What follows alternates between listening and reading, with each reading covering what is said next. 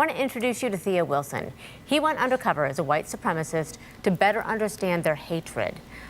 Theo, thank you so much for being here. It's always good to have you. We talked with you last year at this time. And because of that, I want to ask you, first of all, what surprised you most about the people that you were in communication with? What surprised me most is how hatred backfires on the hater immediately. Of all the guys that were in the alt-right that I was studying and all the guys who were trolling me when I was making Black Lives Matter content, the thing that struck me was that none of them are happy and that the emotional entanglement in white identity causes great suffering for these people in and of itself. And it comes out as rage, it comes out as anger, and it comes out as hatred. But what's most alarming was that none of these guys were fulfilled in living their best lives. And that was kind of ironic to me when I was doing my research and going undercover. Did anybody want to? I mean, what kind of conversations are they having? The kind of conversations that they're having are basically based on blame, and they are centered around the fact that America, sadly, is an ahistorical society. When I go around the country speaking at universities, what I find is that there's a gigantic vacuum when it comes to the history of people of color. They don't know about, even here in Colorado, the Sand Creek Massacre, the burning of Black Wall Street. None of that stuff is taught. And therefore, you lose context in the present moment.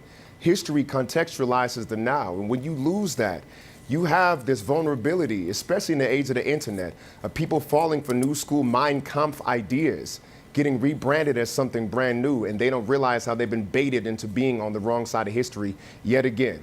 So 1 year ago, we talked about this. Yes. We're now a year later. Do you get a sense that anything has changed? What I do get a sense of, and I think that this was very interesting with the Charlottesville rally, in a way, the far right imploded on itself. I remember the atmosphere in the country being as something of that they might have a valid political voice.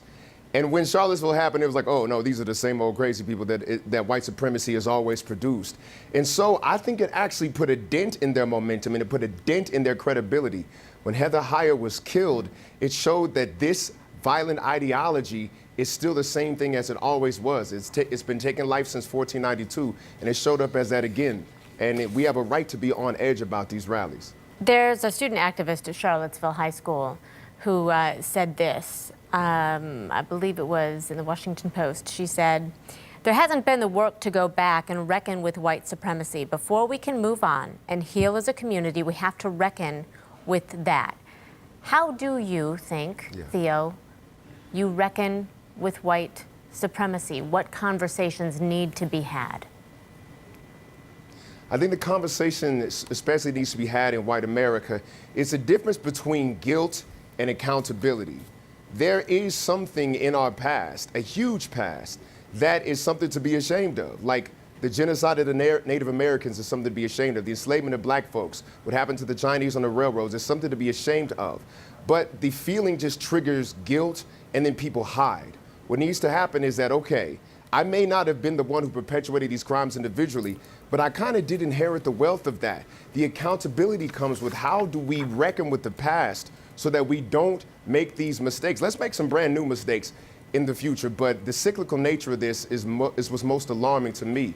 You have to be able to distinguish emotionally between shame and guilt and accountability for what you've inherited. I think that's a very important conversation. Okay, and that's what is interesting here as well, because another article in this Washington Post article, another moment in it takes on institutional racism, saying, listen, it exists. Yes. They say the city and the university have not come to terms with their history of being built, enriched, and sustained by enslaved people and remaining for much of the 20th century segregated institutions that celebrate the vestiges of the Confederacy rather than casting them aside. What do you think holds people back from that acknowledgement that needs to be made? And can you move forward without the acknowledgement?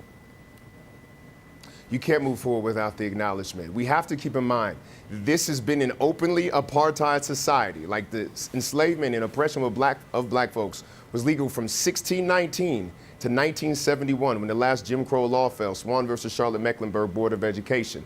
Okay, so basically if you're Generation X, you were born in the time when this kind of oppression was legal. So the last 40 or 50 years versus the last 400 years is literally not enough time to reverse the damage that was done when this society was openly apartheid. But there are people who will say, I knowing didn't that- live in that time.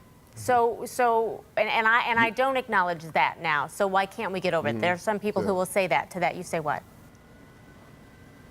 You know what? You could break somebody's leg and you could say, I'm very, very sorry for it, but the time it takes to heal that leg is just the time it takes to heal. If you don't acknowledge that leg is broken, if you don't put the cast on it, if you don't give it the proper nutrients, then it will never heal.